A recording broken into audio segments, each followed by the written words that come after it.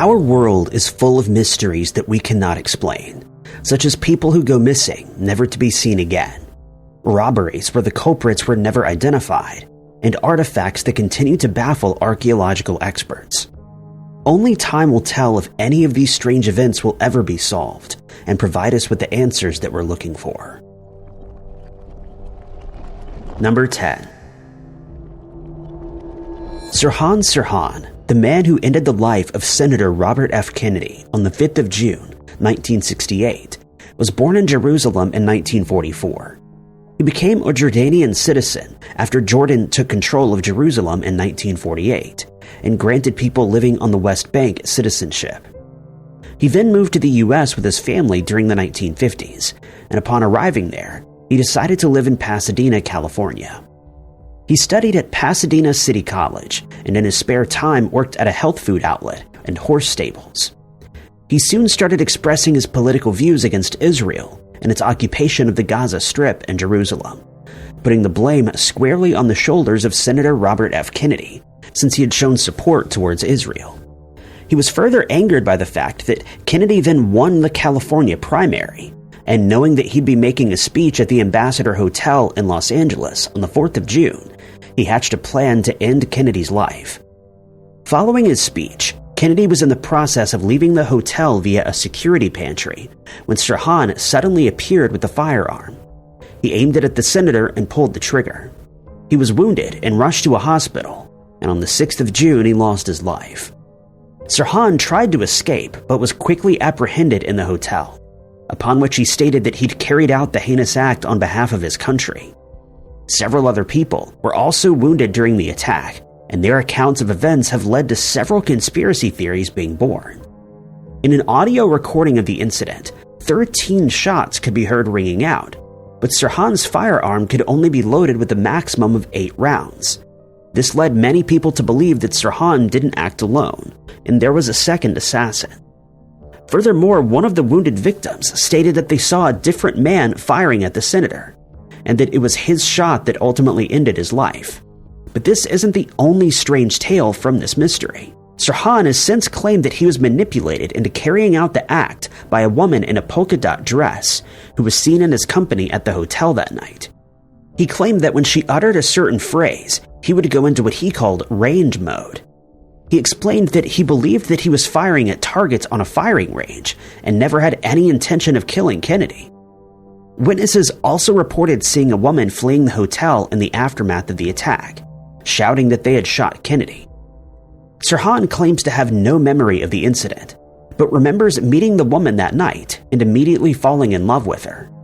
He added that at one point in the night, she led him to the pantry where she activated the assassination. He then claimed that he was merely being used as a distraction so that the second attacker could carry out his mission. Sirhan was found guilty and given the death penalty, but this was later changed to life in prison, and the woman in the polka dot dress was never identified, if she ever really existed. Number 9. The case of the disappearance of 48-year-old Beverly Meadows remains unsolved 7 years after she vanished from Marshall, Texas. Her case is still being investigated, but all leads have dried up, and her fate remains unknown. By December of 2008, Beverly had been living in Marshall's community care nursing home for about 6 years. She had a few health problems, including asthma and diabetes, but according to staff at the nursing home, she also struggled with a few personal emotional issues. Due to these issues, she was taking medication every day, which raises more concerns for her safety, since it isn't known whether she had access to these after going missing. Residents at the nursing home are given ID bracelets that trigger an alarm if they try to leave the premises without permission. And on the day that Beverly disappeared, the 26th of December, she had removed hers before leaving the building. It's known that she used to live in the 700 block of Marcella Lane in Elysian Fields before moving to the nursing home, and that she has family who lives in Shreveport and Florian, Louisiana, but they've not seen or heard from her since. Between 8 and 9 p.m. that day, Beverly decided to leave the home, located at 207 West Merritt Street, and since she removed her ID bracelet, it took staff a while to realize that she was no longer there. It was immediately assumed that she may have tried to walk to her mother's house, which is about 15 miles from the home, but she never arrived there and has not been in contact with any of her friends or relatives. When her room was checked, her daily medication was found to still be there, along with her personal belongings. It isn't known what made Beverly decide to abscond from the home, but when she didn't return, the police were notified, and a missing person case was opened. Investigators immediately started searching the area in hopes that she hadn't gotten far, but Beverly couldn't be found. When those efforts failed, a canine unit was brought in to help search the surrounding area. Creeks and abandoned properties were also scoured, but the dogs were unable to pick up her scent, and no sign of her was found. Her mother reported that she last saw her on Christmas Day, and that she spoke to her on the phone on Boxing Day, the day she disappeared. She told Beverly that she'd see her again on her birthday, which was on the 31st of December, and they made plans to spend some time together, which made her disappearance all the more baffling. Her mother added that they spoke on the phone almost every day, but that she's not heard from Beverly since she walked away from the home. Unfortunately, when her family took to the streets of Marshall to ask the locals if they'd seen Beverly, they often saw a lot of disinterest as soon as people found out that she was an adult. Her family has searched an area of over 600 miles, but has never found a single clue as to what happened to her. Anyone who's seen Beverly, or who has any fresh information on her case, is asked to contact the Marshall Police Department at 903-935-4575. Number 8. On the 6th of July, 1907, the unthinkable happened at Dublin Castle in Ireland. At the time, the Irish crown jewels were being kept in the castle's Bedford Tower after being moved there from a bank vault. They were originally meant to be kept in a strong room, but when they arrived, the safe containing the jewels was too large to fit through the strong room door, and so the decision was made to keep them in the castle's library instead. The keys were handed to Sir Arthur Vickers, who was serving as the Ulster King of Arms. This may have been a bad decision, though, since Vickers often misplaced the keys and on many occasions decided to show the jewels to visitors, which was a major security concern. The library also saw a lot of foot traffic since Vickers used it as his waiting room, and by all accounts, he wasn't taking his role as the protector of the jewels very seriously. Knowing this, Lord Haddo decided to play a prank on Vickers one night. A party was being held at the castle, and Haddo had little trouble stealing the keys from Vickers, as he'd become inebriated. He snuck into the library, removed the jewels, and then took them home with him. The next day, he mailed them back to Vickers, exposing his lack of responsibility. In the weeks that followed, Vickers had lost his keys on several occasions and had forgotten to lock the door to the library, but these issues were never corrected. Vickers had been lucky up to this point, but on the 6th of July, 1907, his luck finally ran out. A messenger arrived at the palace to return a golden collar that had been sent for repairs, and when it was returned to the safe, it was discovered that the crown jewels were missing, along with some other very valuable items. The police were called, but they could find no sign of forced entry into the library, resulting in the theory that someone inside the palace had committed the robbery, or that the robber had a set of duplicate keys. Furthermore, it was found that the robber had taken his time since he left a ribbon and clasp behind that were originally attached to a badge. To do this, they would have had to undo 2 small screws, a task that would have taken about 10 minutes to complete.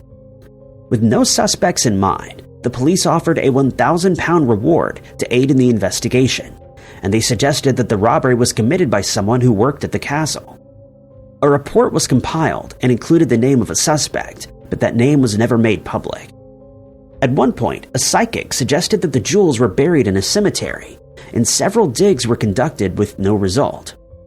Arthur Conan Doyle, the author of the Sherlock Holmes books, also aided in the investigation, and it's said that the incident inspired him to write The Adventure of the Bruce Partington Plans.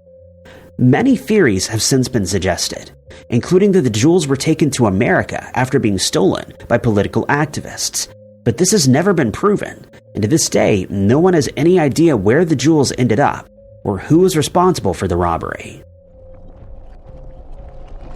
Number 7.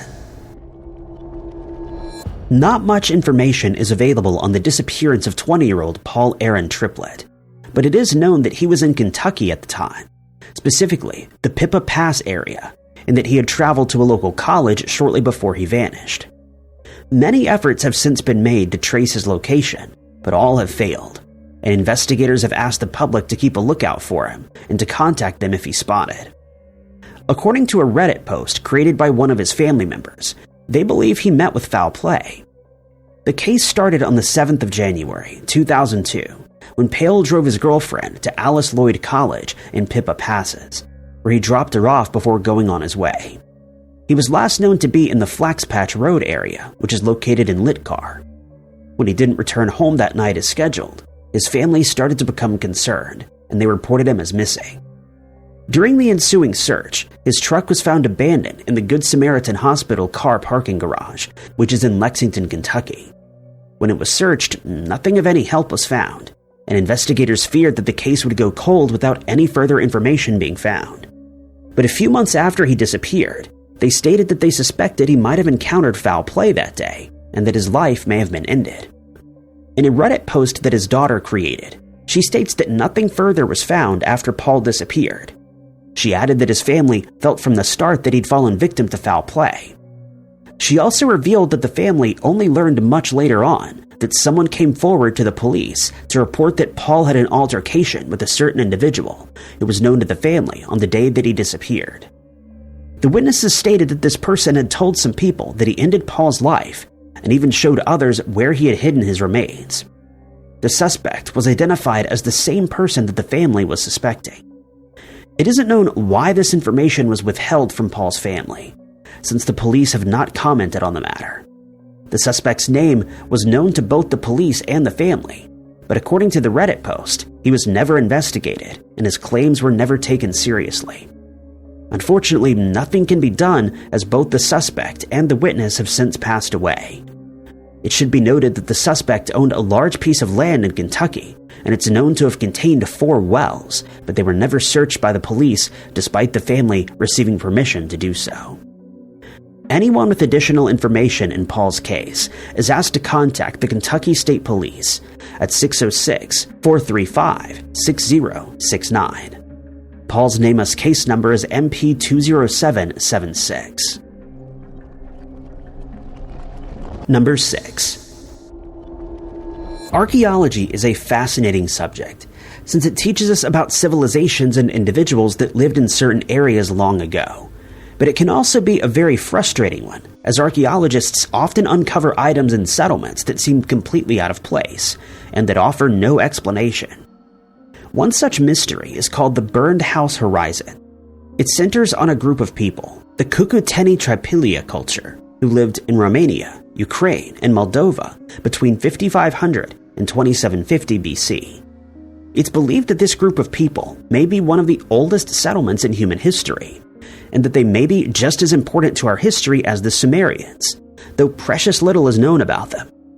It's also believed that they were an advanced civilization for their time. They grew crops of wheat, legumes, and barley, and produced colorful pieces of pottery with the use of large kilns. They carried weapons made from copper, and also created beautiful pieces of jewelry that have been uncovered during archaeological digs over the years. They built some of the largest and tallest buildings in the world at the time, with some multi-story structures measuring up to 7,500 square feet. But while these buildings were no doubt impressive, they serve as a huge mystery in modern times. These structures would have taken a very long time to plan, and even longer to construct, which makes the fact that they were burned down every 60 years extremely puzzling.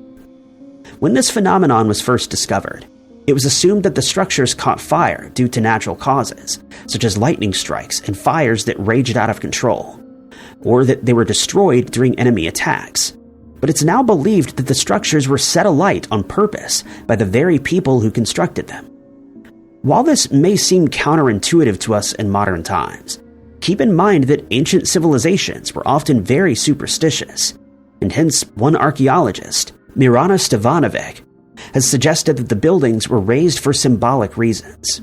She suggested that the burned houses belonged to people who passed away, and that they were set alight to turn them into homes of the dead, possibly to discourage their spirits from returning after they passed away. But some scholars believe the practice had a more practical purpose. One Russian archaeologist suggests that the heat caused by the fires caused the clay walls to become a type of ceramic, and hence made the houses much stronger. Furthermore, the resulting smoke would have spread through the house, acting as a type of fumigation against insects that may have been living in the building.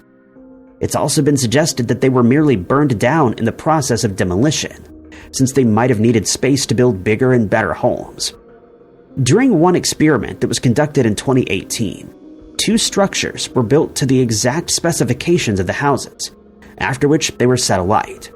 The roofs burned away quickly, but the walls remained intact, and the fire failed to spread, revealing that the intentional burnings were completely controlled, and hence likely intentional.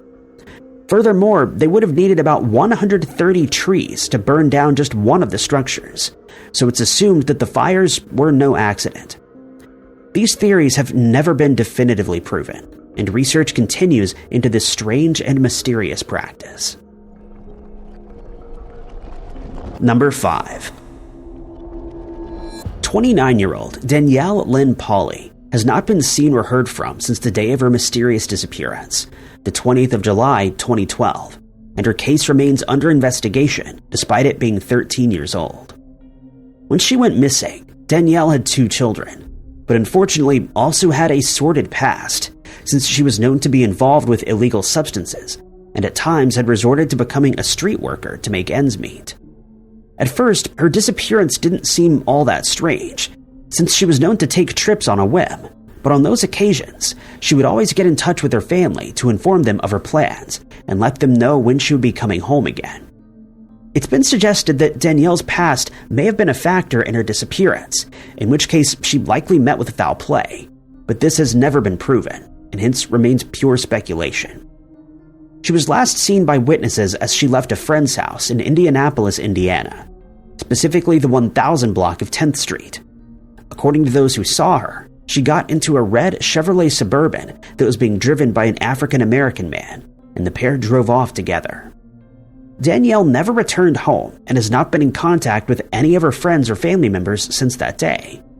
She's never returned to collect her vehicle, a truck that was found to still contain some of her belongings when it was searched. Her family is extremely distressed by her disappearance, and her best friend passed away a week after she disappeared, without ever finding out what happened to her. It's known that she used to often travel to 10th Street and Lyndhurst, the 5100 block of West 10th Street, and the 3600 block of Lowry Street, as well as Shade Lane Avenue, but she's not been seen there in the years after she went missing. Her case has since gone cold, since no new information has been received, and no witnesses have come forward with anything new. If you or anyone you know has any information on where Danielle may be or what may have happened to her, you're urged to contact the Indianapolis Police Department at 317-327-6160. Number 4. Out-of-place artifacts are some of the most mysterious items often discovered by archaeologists. While the items themselves may be mundane, they're found in areas where they don't seem to belong, either because of the materials they contain or because similar items were only found in other parts of the world. One such item is known as the genetic disc, which is estimated to be around 11,000 years old. It was discovered in Bogota, Colombia in 1964 and is currently owned by Jaime Gutierrez, an architect and designer living in Colombia, who's known to collect strange artifacts. The disc is made of lyddite metal and measures 10.63 inches in diameter. Due to its brittle nature, lyddite wasn't often used to construct objects like this disc, since it's made up of several layers that tend to break apart very easily. But the genetic disc contains several carvings, leaving researchers baffled as to how this was accomplished. But this is by no means the most mysterious aspect of the disc. Some of the carvings show biological items that we're only able to see with the use of a microscope in modern times. 2 of the carvings depict a fetus and a female egg, the likeness of which these ancient people should have had no knowledge of, and yet they could not have included these depictions on the disc without such knowledge. This has led to more questions than answers, since we have no idea who created the disc, or whether it really is as old as we believe it to be. No similar pre-Columbian artifacts have ever been found in the region, and hence the disc is considered to be an out-of-place artifact that may or may not have been brought to Colombia from elsewhere. On one side of the disc, the symbols show the process of fertilization in humans and the development of a fetus during pregnancy. This should not have been possible given its age. On the other side, it shows the fetus in different stages of development and a child after it's born. It also depicts several human heads, possibly belonging to adults, and bafflingly, the edge is decorated with the depiction of a snake. Since very little is known about its origins, the disc has spawned several theories, none of which have been proven. It's been suggested that whichever civilization created the artifact somehow gained knowledge that only became mainstream centuries later when the microscope was invented, but this seems highly unlikely, according to experts. Since it has a hole at its center, some people believe it was fixed to a pole and spun around, but it isn't known why this would have been done, though it has been suggested it may have been part of some kind of fertility ritual that was believed to help a woman conceive. But not everyone is convinced.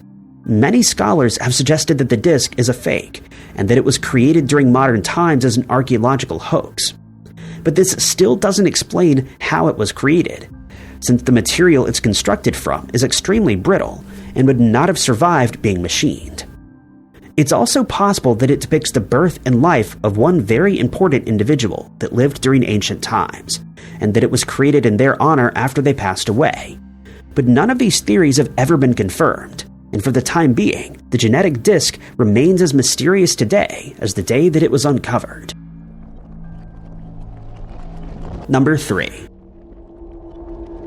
44-year-old Donna Capedo mysteriously vanished without a trace on the 21st of October 2004. Her case has gone unsolved for 21 years, and her family is desperate for answers, as they have no idea what became of her. Donna was born in Canada in 1959, and while she eventually moved to the US, many of her family members remained there. She married Brian Capedo in 1980, after which they decided to move to Mississippi when Brian was offered a management position there. Donna started working as a volunteer at a Salvation Army and a thrift store. At times, she helped out as a teacher's assistant, and in her spare time, she enjoyed doing yard work and taking care of the couple's house. But on the 21st of October that year, their lives took a very unexpected turn. That morning, Donna drove the couple's daughter to the Tishomingo County High School, where she was a student, and told her daughter that she'd see her later that afternoon when she was meant to come pick her up. But when she didn't arrive as planned, her family started to worry that something had happened to her, since she would never forget to pick her daughter up and would have made other arrangements if she was unable to make it to the school that afternoon. Donna was reported as missing, and an investigation was started. During one search for her, her car, a silver two-door Kia Sportage, was found abandoned behind a church that's located about 5 miles from her daughter's school. The car showed no signs of a struggle, and according to investigators, it seemed as though someone had simply driven to the church and abandoned the vehicle on purpose. But an unopened carton of cigarettes was found inside, which suggests that someone was in the car with Donna when she disappeared. Her bank accounts were monitored, but they've shown no activity since the day that she vanished. Just when it seemed that the case would go cold, a witness came forward to report to investigators that they'd seen Donna, or a woman fitting her description, in the company of an unidentified man just days after she went missing.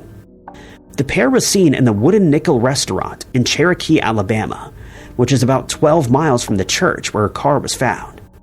Donna's wallet was missing, but parts of it were found in Bear Creek 2 months later. It was then discovered that Donna was having an affair, and the man was identified. He and Brian were questioned, and both agreed to take polygraph tests, but they both passed and were ruled out as suspects.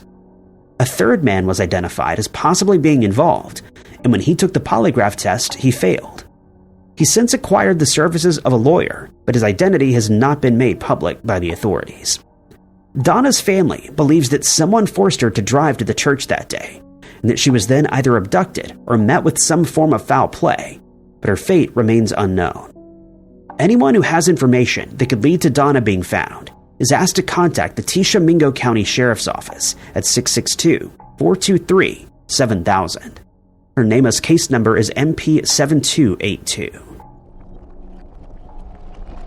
Number 2. In this day and age, we know that vampires are the stuff of horror fiction, and that no such beings exist. But back in the 1700s, this was not the case, and one man named Arnold Powi is just one of many people who were suspected of being one of those creatures. Paulie hailed from Serbia, where he was serving as a soldier in or around 1728. He wowed the locals with tales of his travels, some of which included his time in the military, while others were even more terrifying. On one occasion, he told a story of a time when he encountered a vampire serving in Greece, and included the fact that this same vampire bit him. As a result, he suffered from some strange symptoms, and to rid himself of this curse, he ate soil from the vampire's grave, and covered himself in the creature's biological material. It isn't known if he was instructed to do this, or decided on his own that it would cure his condition. This story might seem laughable today, but at the time the residents of this village became terrified, and likely saw Paulie as a threat. But just a short while after he returned home, he was riding on the back of a hay wagon when he fell off and lost his life. In the months following his burial, strange things started to happen in the village. Several people reported seeing Paulie walking around the streets at night, and on one occasion, it was reported that he'd ended the lives of 4 people. Thanks to the story he had told, he was immediately suspected of being a vampire, and the villagers decided that something needed to be done, for fear that more people would fall victim to vampirism. It was decided that his remains had to be exhumed and checked for signs of vampirism, and this was done 4 months after he was interred. What they found when this was done left them shocked and terrified.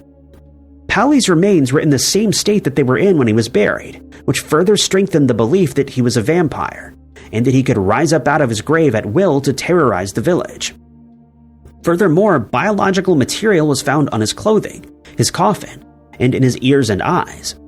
His fingers and toenails were now replaced by new ones, and to the villagers, it was obvious that he'd become a paranormal creature that would continue wreaking havoc in the village unless he was dealt with.